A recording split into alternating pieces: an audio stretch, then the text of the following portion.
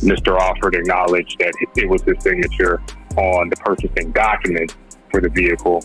And I'll come back to this part when we get the history and characteristics of Mr. Alford, but Mr. Alford made some statements in the financing application for that vehicle that were not true with respect to his employment. And so days later, the dealership reached out to Mr. Alford to return the vehicle, which ultimately he did on August 4th, but TV. Not before using the vehicle. You can see. I know. Mr. Alford. Yeah. This is John Somerville, your lawyer. You're in the right place now. Just sit tight, okay? Okay. That's all I heard. You can see. I know. Mr. Alford. Yeah. This is John Somerville, your lawyer. You're in the right place now. Just sit tight, okay? Okay. This is Jenny. Is the defendant on the line yet? Yes. Oh, Mr. Alford, you're on the line? Yes, I'm here. Okay, thank you so much. And we apologize for the mishap. Okay, we will go ahead and start the hearing. Thank you so much.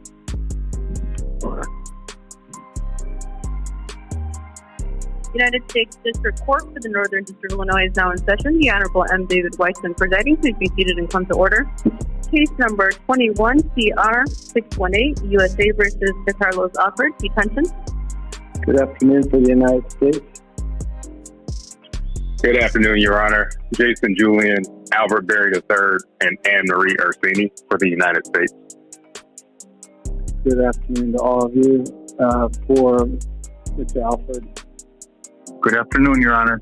John Somerville, SLM, ERVILLE, for Mr. Alford. Good afternoon, Mr. Somerville. Mr. Alford, are you on the line, sir? Yes, sir. Good afternoon. We're scheduled for a detention hearing. The government ready to proceed? Yes, Your Honor. All right, Mr. Somerville, are you ready to proceed? Yes, Your Honor. And finally, from pretrial services, Ms. Minarek, are you on the line? Yes, Your Honor. Tiffany Minarek on behalf of pretrial services. Thank you. And has the government received Ms. Minarek's report? We have, Your Honor. Thank you, Mr. Somerville. Have you received Ms. Minarek's report? Yes, Your Honor. Smoke All hip hop right. live. Finally, Mr. Alford, because of the CARES Act and the COVID pandemic, Congress has given courts authority to conduct these type of hearings, detention hearings, by video or telephone. In this case, would be by telephone, to limit exposure to the virus and to limit potential consequences of being transported in and out of a federal building and exposed to other individuals. Are you willing to proceed with this hearing by telephone, sir? Yes.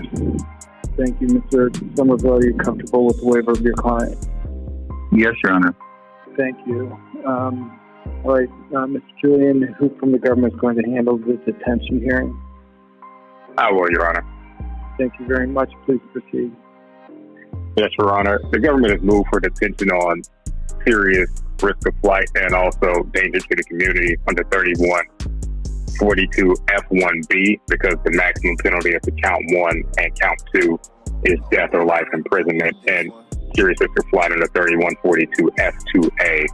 On the latter, I note at the start that there is a presumption of detention in this case on the basis of risk of flight under 3142 E3B because counts 2, 5, and 7 allege a violation of 18 United States Code 924C.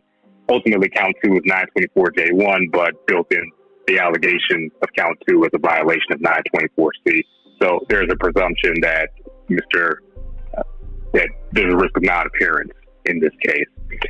And Your Honor, I proffer to you at the start that all of the factors under 3142G weigh in favor of detention in this case. I'll just go through them in order. under 3142G1, the nature and circumstances of this offense involve a crime of violence.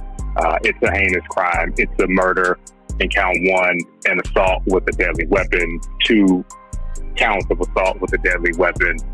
One person was murdered, Mr. Weekly, who set forth in the indictment. Victim 1 and victim 2 were also shot during the course of this murder. Mr. Weekly was fired at least 38 times in broad daylight, 4:26 p.m. on August 4th, standing in line outside of a business on Oak Street. Victim 1 and victim 2 were each also shot a number of times throughout the course of that assault. So the nature and circumstances of this offense, again, are crime of violence, and crimes of violence in furtherance of a racketeering enterprise that's identified and described in the indictment as a racketeering enterprise that engages in acts of violence, including murder and assault. The weight of the evidence against Mr. Alford specifically is substantial. So Mr. Alford purchased a vehicle that was used in this murder and assault on or about July 28th from a dealership in the Chicagoland area.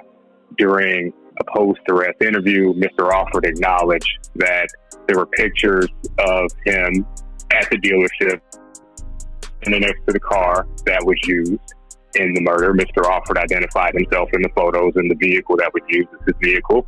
Mr. Alford acknowledged that it was his signature on the purchasing document for the vehicle. And I'll come back to this part when we get to history and characteristics of Mr. Alford, but Mr. Alford made some statements in the financing application for that vehicle that were not true with respect to his employment. And so days later, the dealership reached out to Mr. Alford to return the vehicle, which ultimately he did on August 4th, but TV. Not before using the vehicle in this murder and the assault of victims 1 and 2.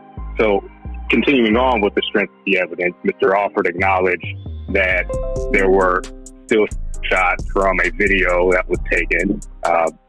There was video that's relevant to this offense charged on August 4th, before the murder, after the murder, during the murder.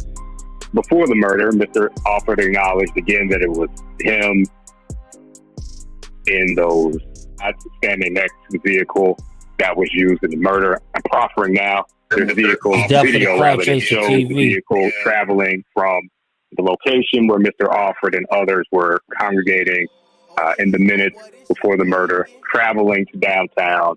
The vehicles that were used, including Mr. Alford's, were captured on CPD pod cameras, on CPD plate readers.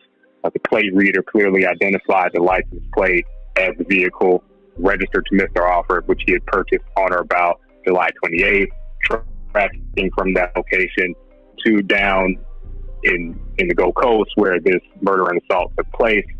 And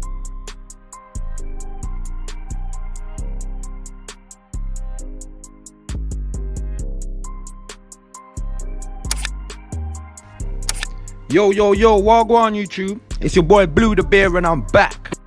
Ursini for the United States. Good afternoon to all of you. Rico was born in... Salute to the YouTube family. Subscribe to I Smoke Hip Hop Live. Salute.